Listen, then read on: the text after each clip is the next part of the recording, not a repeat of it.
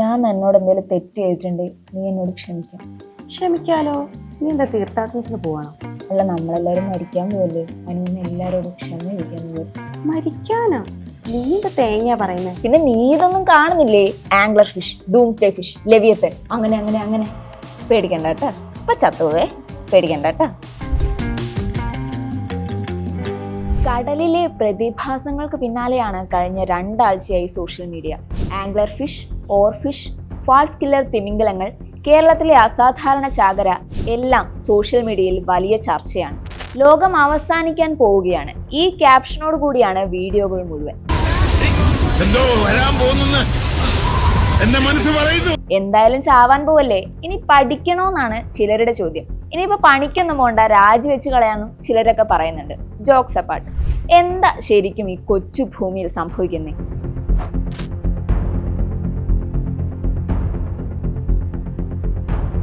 ആഴക്കടലിന്റെ ചെകുത്താൻ എന്ന പേരുള്ള ആംഗ്ലർ ഫിഷ് കരക്കെത്തിയതാണ് സംഭവങ്ങളുടെ തുടക്കം. സമുദ്രനിരപ്പിൽ നിന്ന് 500 മുതൽ 2000 മീറ്റർ വരെ ആഴത്തിലാണ് ഇവയുടെ വാസം. കാണുമ്പോൾ പേടി തോന്നുമെങ്കിലും ഇത്തിരി കുഞ്ഞനാണ് ആംഗ്ലർ. കടലിന്റെ ഇരുട്ടറയിൽ നിന്ന് വെളിച്ചം തേടി ആംഗ്ലർ എത്തിയതാണെന്ന തരത്തിൽ സെന്റിമെന്റലായിരുന്നു ആദ്യം സോഷ്യൽ മീഡിയ ഇതിനെ അപ്രോച്ച് ചെയ്തത്. പിന്നാലെ കഥ മാറി.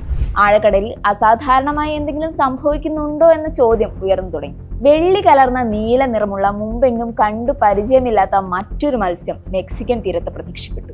പക്ഷെ പെട്ടെന്ന് തന്നെ ആളുകൾ അതിനെ തിരിച്ചറിഞ്ഞു. കടലിന്റെ ഏറ്റവും അടിത്തട്ടിൽ ജീവിക്കുന്ന ഡൂംസ്ഡേ ഫിഷ് എന്നും പേരുള്ള ഓർഫിഷ്.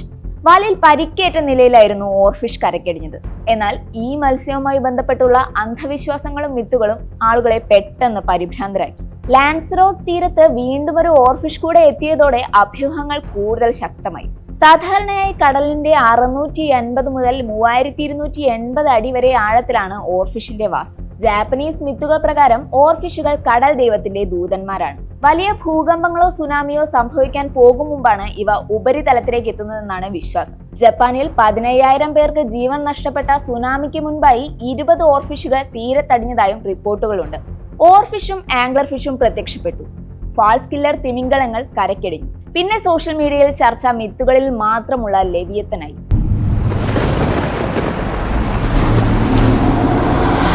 ബൈബിളിലടക്കം പല ആവർത്തി പറയുന്ന പേരാണ് ലെവിയത്തൻ.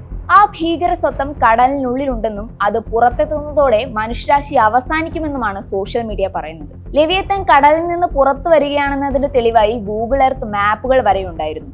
എല്ലാം കൂടെ ഇന്റർനെറ്റ് ലോകം ഉറപ്പിച്ചു പറയുകയാണ്, we are going to dye.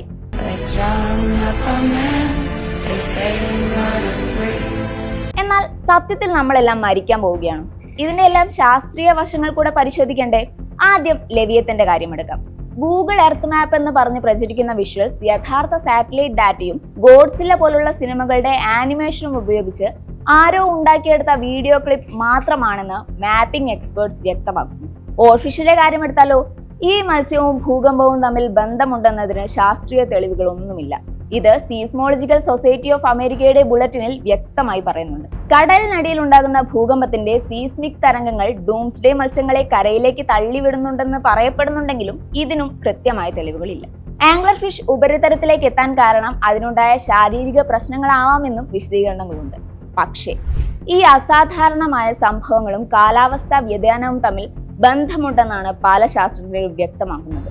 വർദ്ധിച്ചു വരുന്ന ആഗോള താപനില സമുദ്രത്തിലെ ജീവികളുടെയും ആവാസ വ്യവസ്ഥയെ ബാധിക്കുന്നുണ്ടെന്നതിന് ഉദാഹരണമാണ് ഇതെന്നും ശാസ്ത്രജ്ഞർ പറയുന്നു. പലതരത്തിലുള്ള രോഗങ്ങൾ, ജലത്തിന്റെ താപനിലയിലും മർദ്ദത്തിലും ഉണ്ടാകുന്ന വ്യതിയാനങ്ങൾ എന്നിവ മൂലമാണ് ആഴക്കടൽ മത്സ്യങ്ങൾ കരയിലെത്തിയതെന്നാണ് ശാസ്ത്രജ്ഞരുടെ പ്രാഥമിക നിഗമനം. എന്തായാലും സമുദ്രത്തിൽ ഗണ്യമായ മാറ്റങ്ങൾ നടക്കുന്നുണ്ടെന്ന കാര്യം ശാസ്ത്രജ്ഞർ തള്ളിക്കളയുന്നില്ല. അപ്പോ ലോകം ഇപ്പൊ അവസാനിക്കുന്നു പറയുന്നവരോടാണ്, മനുഷ്യന് കടൽ എന്നും ഒരു അത്ഭുതമാണ്. കടലിനെ കുറിച്ച് വളരെ പരിമിതമായ അറിവ് മാത്രമേ നമുക്കുള്ളൂ. യുനെസ്കോയുടെ കണക്കുദ്ധരിച്ച് പറയുകയാണെങ്കിൽ വെറും 5% മാത്രം അറിവ്. അവിടെ എന്താണ് നടക്കുന്നതെന്ന് കരയിൽ ഇരുന്ന് പ്രവചിക്കുക അസാധ്യമാണ്. ഇന്റർനെറ്റ് ലോകത്തെ കഥകൾ വളരെ എക്സൈറ്റിംഗ് ആണെങ്കിലും യഥാർത്ഥത്തിൽ സംഭവിക്കുന്നത് എന്താണെന്ന് മനസ്സിലാക്കാൻ ശാസ്ത്രീയമായ ഗവേഷണങ്ങൾ തന്നെ വേണം. എന്തായാലും ലോകാവസാനം ഇപ്പൊ ഉണ്ടാവുമെന്ന് ഉറപ്പിച്ചു പറയാൻ തെളിവുകളൊന്നുമില്ലെങ്കിലും കാലാവസ്ഥാ വ്യതിയാനം അങ്ങ് ആഴക്കടലിലും എത്തിയിട്ടുണ്ടെന്ന സൂചന തന്നെയാണ് ഈ പ്രതിഭാസങ്ങൾ നൽകുന്നത്. അതിന്റെ പ്രത്യാഘാതങ്ങൾ എന്തായിരിക്കുമെന്നതും പ്രവചനാതീതമാണ്.